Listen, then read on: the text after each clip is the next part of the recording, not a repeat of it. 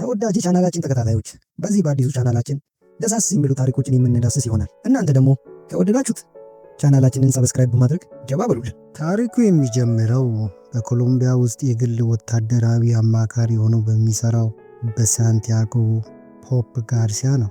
እሱ ዋና ተግባር ከአካባቢው የፖሊስ ኃይል ጋር በመሆን የእጽ አዘዋዋሪ ጋብሪኤል ማርቲን ሎሪያ ሰራተኞችን መከታተል ነው። ዋናው ተልዕኳቸው ስለ ሎሪያ መገኛ ጠቃሚ መረጃ ማግኘት ነው። ሰራተኞቹ ወዳሉበት ህንፃ ሲንቀሳቀሱ በድንገት ከወንጀለኞች ወገን ተኩስ ተከፈተ። ሳንቲያጎ ራሱን ከጥቃት በመከላከል በህንፃው ላይ የእጅ ቦምብ ማስወንጨፊያ በመተኮስ መደበቂያቸውን አወደመ። ከዚያ በኋላ ሳንቲያጎና የታጠቁ ፖሊሶች አንድ የተረፈው ሰው ማረኩ።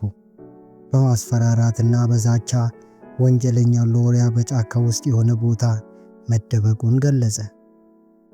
ብዙም ሳይቆይ ዮቫና የተባለች አንዷ ምርኮኛ በእውነቱ የሳንቲያጎ መረጃ አቀባይ የሆነችው ከእሱ ጋር ስምምነት አደረገች። ሳንቲያጎ እሷንና ወንድሟን ከአገር በሰላም እንዲያመልጡ ካደረገ የሎሪያን ትክክለኛ ቦታና ከፍተኛ የገንዘብ ክምችት ለመግለጽ ቃል ገባች። በተጨማሪም አብረውት ያሉ የአካባቢ ፖሊሶች በእውነቱ በሎሪያ የሚከፈላቸው መሆኑን አስጠነቀቀችው። የራሱን ጭራ ሲያባርር እንደነበረ የተረዳው ሳንቲያጎ ሕገ ወጥ ለሆነ ዝርፊያ የታመነ ቡድን ለማዋቀር ወሰነ። እሱም የሚከተሉትን መለመለ። ዊሊያም አይረንሄድ ሚለር፣ የቀድሞ የዴልታ ፎርስ ካፒቴን፣ ቶም ሬድፍላይ ዴቪስ፣ የቀድሞ ስትራቴጂስትና የሳንቲያጎ የቅርብ ጓደኛ፣ ፍራንሲስኮ ካትፊ ሞርሌስ፣ የቀድሞ ፓይሌት፣ ቤን ሚለር፣ የአይረንሄድ ወንድምና ፕሮፌሽናል ታጋይ። በመቀጠልም ሳንቲያጎ በሎሪያ ቤት ውስጥ ከ75 ሚሊዮን ዶላር በላይ እንደሚገኝ በመገመት ከገንዘቡ የተወሰነውን መውሰድ እንደሚችሉ በመግለጽ አሳመናቸው። ቡድኑም የፊት መታወቂያ ካሜራዎችን ለማስወገድ በኤሌክትሪክ መስመር አማካሪዎች ስም ወደ ኮሎምቢያ ተጓዘ። በአንድ ዝናባማ የእሁድ ጠዋት የሎሪያ ቤተሰቦች ቤተ ክርስቲያን በሄዱበት ወቅት ቡድኑ ወደ መኖሪያ ቤት ሰርጎ ገባ። ጠባቂዎቹ ቢቆጣጠሩትም ቤቱ ግን ከገንዘብ ባዶ ሆኖ አገኙት። ሆኖም ሳንቲያጎ የአዲስ ቀለም ሽታ አስተዋለ እና ቤቱ ራሱ ካዝናው እንደሆነ ተረዳ። ግድግዳዎቹን ሰባብሮ በመክፈት በውስጡ የተደበቀ በመቶ ሚሊዮኖች የሚቆጠር ዶላር አገኘ። ቡድኑ የቻሉትን ያህል ገንዘብ በከረጢት ሞሉ።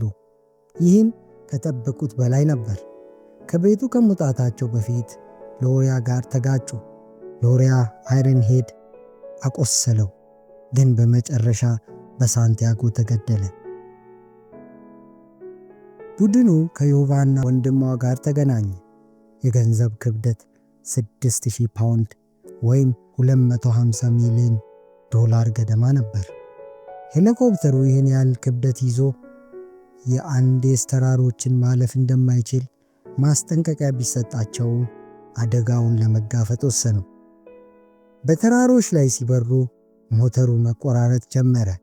የገንዘቡን ከረጢቶችም ለመጣልና በእርሻው መንደር ውስጥ በድንገት ለማረፍ ተገደዱ። ሬድፍ ላይ አንዳንድ የመንደሩ ሰዎች ሲተኩሱ ከአካባቢው ገበሬዎች ጋር የተፈጠረውን ግጭት ወደ ሞት ተቀየረ። ካሳ ለመክፈል ሳንቲያጎ የቀሩትን ከረጢቶች ለመጫት የሚሆኑ በቅሎዎችን ለማግኘት ለመንደሩ ሽማግሌ የተወሰነ ገንዘብ ሰጠ። ጉዟቸውን ሲቀጥሉ ለአባቱ በቀል የሚፈልግ አንድ ታዳጊ ልጅ ይከታተላቸው ነበር። በትኩረት ማጣት ወቅት ልጁ ሬድፍላይን ተኩሶ ገደለው። የቀሩት 4 ጓደኞች በሐዘን ተሰፍረው የሬድፍላይን አስክሬን ጠቅልለው ጉዟቸውን ቀጠሉ። አስክሬኑን እና ገንዘቡን በአንድነት መሸከም ስላልቻሉ አብዛኛውን ገንዘብ ወደ ጥልቅ ገደል ለመጣል ወሰኑ።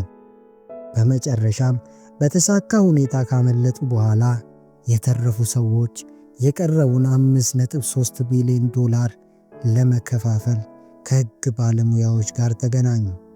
በመጨረሻው የክብርና የጥፋተኝነት ስሜት ድርጊት ሁሉም የየራሳቸውን ድርሻ ለሬድ ፍላግ ቤተሰብ መርጃ እንዲሆን ፈረሙ።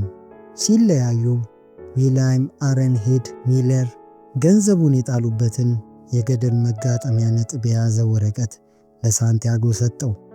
ይህም አንድ ቀን ተመልሰው ሊመጡ እንደሚችሉ ይጠቁማል። ታሪካችንም ይህንን እያሳየን በዚሁ ያበቃል።